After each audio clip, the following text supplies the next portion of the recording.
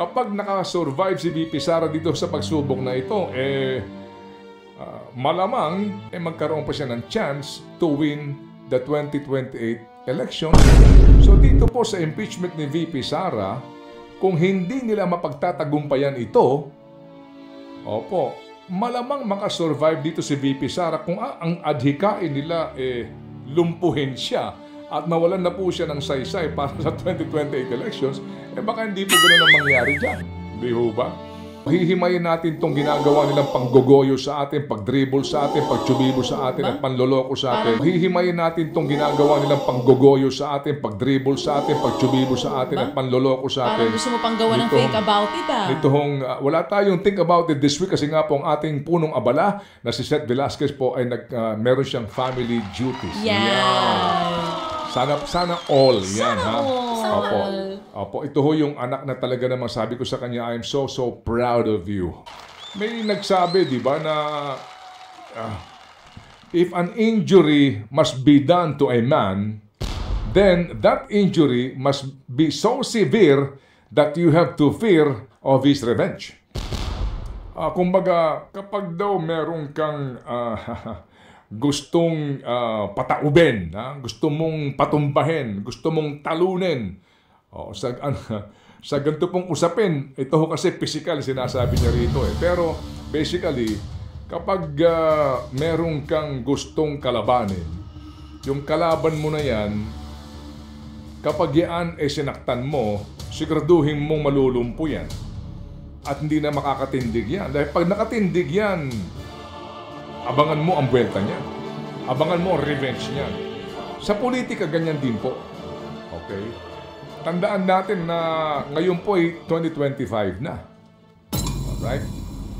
Ito pong SONA ni Pangulong Marcos Jr. sa July 28 pa, 4th Monday of July yan. July 28 pa.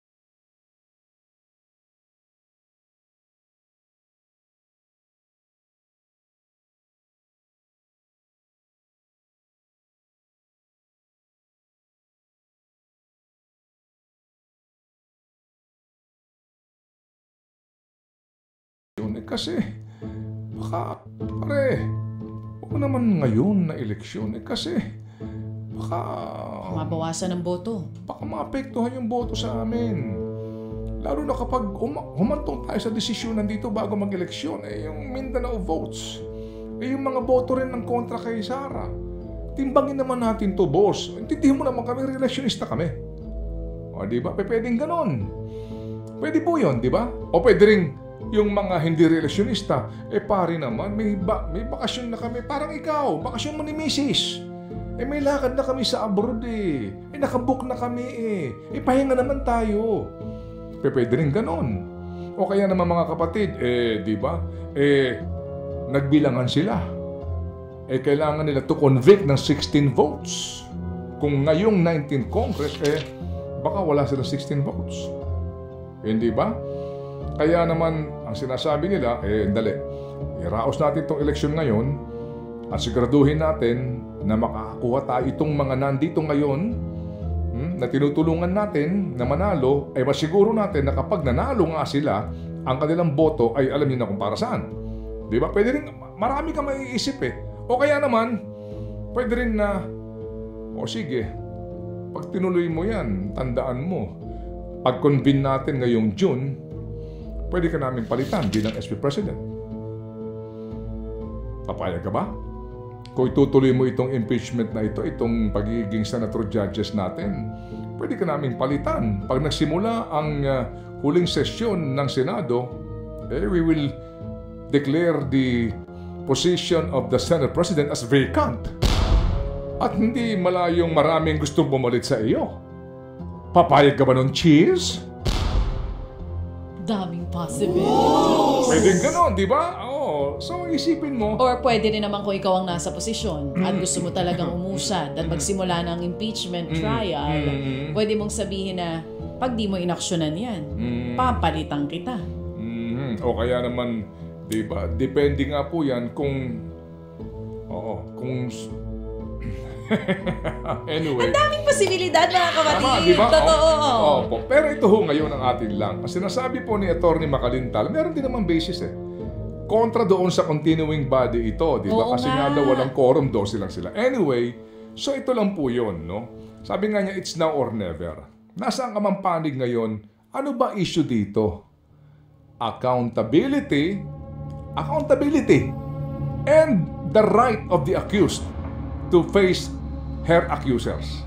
Yun po yan Hindi ba? Bakit pinatatagal nyo pa? Hindi po ba? Dahil kung babalikan ko yung mga binanggit ko na mga posibleng kadahilanan, lahat yon vested interest. Lahat yon personal interest. Lahat yon survival. Lahat yon to win. Lahat yon to get power and money. Hindi po ba? Wala na po yung kahulugan ng ating saligang batas. Yung pong responsibilidad ng lower house, sabihin mo na, questionin mo na sila doon sa puntong yon, pero yung po ay nandidiyan na. So ano ang disposisyon ng Senado forthwith? Bakit nila pinatatagal pa? So yun nga po yung aking mga binanggit na mga posibilidad. But at the end of the day, yun bang kanilang sinumpaan na tungkulin na job description, forthwith proceed with the trial, ay kanilang ginagampanan. Mukhang sa ngayon ay hindi. So hintayin natin ang mga pangyayari po in the days to come. At ito nga ho ba'y palilipasin mo ng halalan. Tsaka nila pag-uusapan ito, napaka-importanteng bagay na ito. At the end of the day, ikaw at ako ang apektado dito dahil tayo po ay short-changed. Tayo po ay hindi nakakakuha ng ating inaasahan dapat na kilos at galaw ng ating mga kagalang-galang na mga senador.